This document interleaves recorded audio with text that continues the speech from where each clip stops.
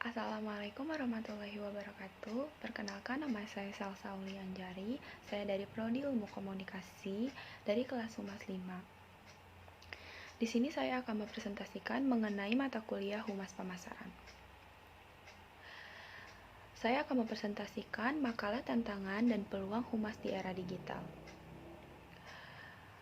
Humas adalah singkatan dari hubungan masyarakat, dalam bahasa Inggrisnya yaitu Public Relation. Secara bahasa, pengertian humas adalah proses komunikasi strategi yang digunakan oleh suatu pihak, baik individu, perusahaan, atau organisasi, untuk membangun hubungan yang saling menguntungkan dengan masyarakat.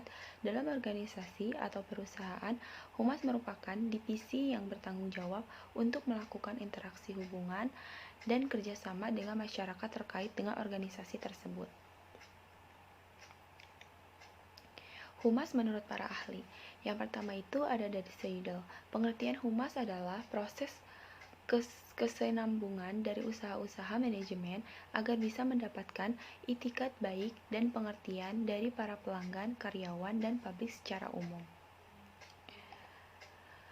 Yang kedua ada dari Howard Bonham. Menurut beliau, pengertian humas adalah suatu seni untuk menciptakan pengertian publik yang lebih baik untuk meningkatkan kepercayaan publik atau memperdayaan lebih tinggi terhadap sebuah lembaga atau organisasi. Yang ketiga ada dari Chudley. Pengertian humas adalah fungsi manajemen yang bertujuan membangun dan mempertahankan hubungan baik dan bermanfaatnya organisasi dengan publik yang bisa memberikan dampak positif terhadap kebersihan atau kegagalan sebuah organisasi.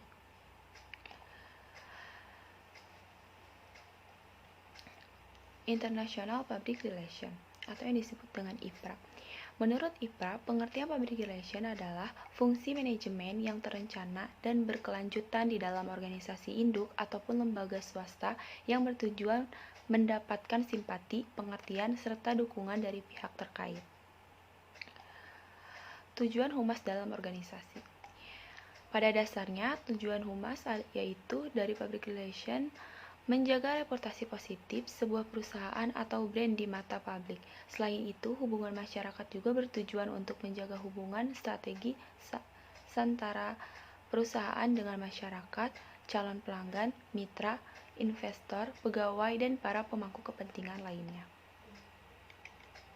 Fungsi humas dalam organisasi. Fungsi humas kerap dikaitkan dengan marketing, padahal keduanya berbeda. Peran utama humas adalah untuk mempromosikan merek dengan menggunakan konten editorial yang muncul di majalah, surat kabar, saluran berita, situs web, blog, dan program TV. Pada praktiknya, bidang humas nantinya membantu mendidik, memberikan informasi, membangkitkan ketertarikan masyarakat, merencanakan strategi untuk meraih simpati hingga membuat masyarakat mengerti dalam situasi tertentu.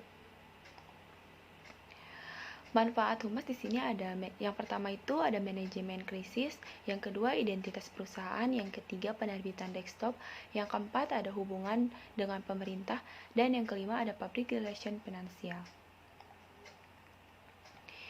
Dampak positif dan negatif di era digital. Dampak positif era digital antara lain, yang pertama, informasi yang dibutuhkan dapat lebih cepat dan lebih mudah dalam mengaksesnya.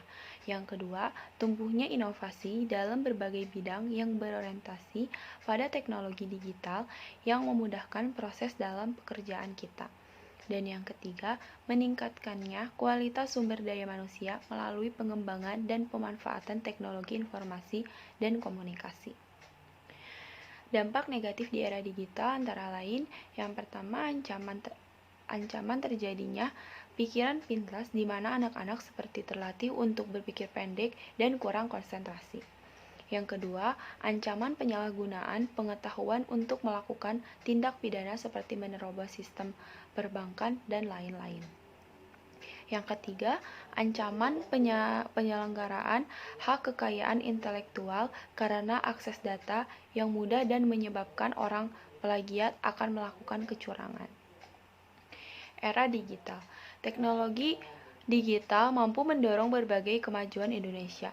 Dari segi infrastruktur dan hukum yang mengatur kegiatan di dalam internet, Indonesia sudah siap hidup di era digital. Kesiapan Indonesia dalam koneksi internet yang saat ini sudah semakin membaik di era 4G dengan informasi dan transaksi elektronik atau bisa disebut dengan ITE. Tantangan dan peluang.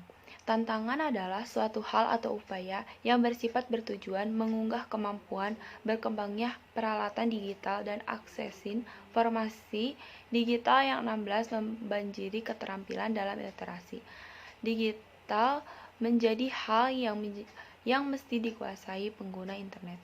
Sebagai salah satu negara dengan jumlah pengguna internet terbesar di dunia, perkembangan dunia digital di Indonesia punya dua sisi, yaitu berlawanan dalam kaitannya dengan mengembangkan literasi digital.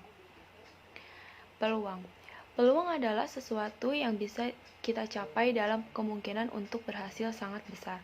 Tantangan adalah sesuatu halangan yang membuatnya kita berjuang lebih keras atau giat lagi. Hambatan adalah sesuatu masalah yang timbul saat berwirausaha. Tantangan serta kesempatan di masa digital. Tercapai tidaknya sasaran penjualan dilihat dari volume sasaran penjualan yang diperoleh.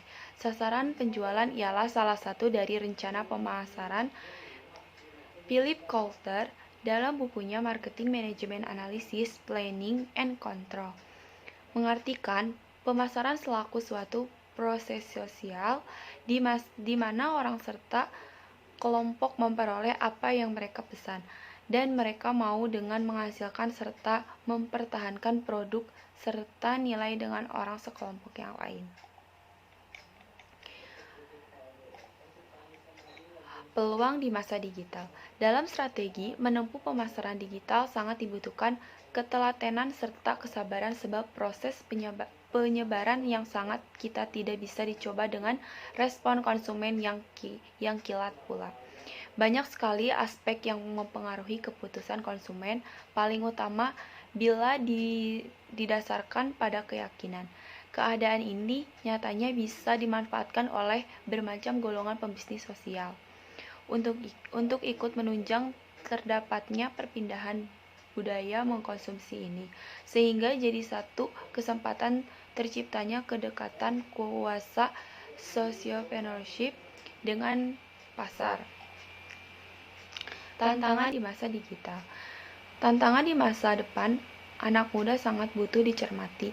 Buat itu, generasi memerlukan kompetensikon, mengingat ke depan permasalahan mahasiswa bukan pada kesusahan menguasai modul pelajaran, tetapi lebih tepat untuk dengan permasalahan psikologis, tekanan pikiran akibat kondisi yang jadi lingkungan serta berat. Sekian dari saya, mohon maaf bila ada kekurangan ataupun salah kata. Wassalamualaikum warahmatullahi wabarakatuh.